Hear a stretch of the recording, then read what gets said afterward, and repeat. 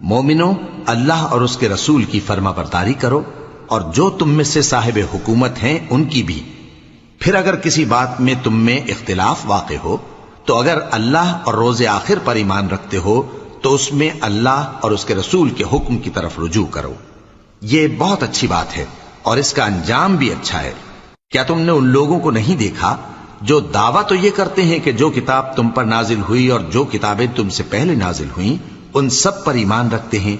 और चाहते ये हैं कि अपना मुकद्दमा अल्लाह के बागी के पास ले जाकर फैसल कराएं, हालांकि उनको हुक्म दिया गया था कि उसको न माने,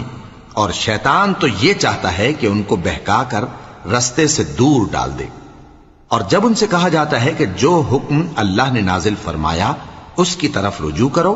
और पैगंबर की तरफ आओ, तो तुम मुनाफिकों को देखते हो कि तुमसे गुरेज करते और रुके जाते हैं।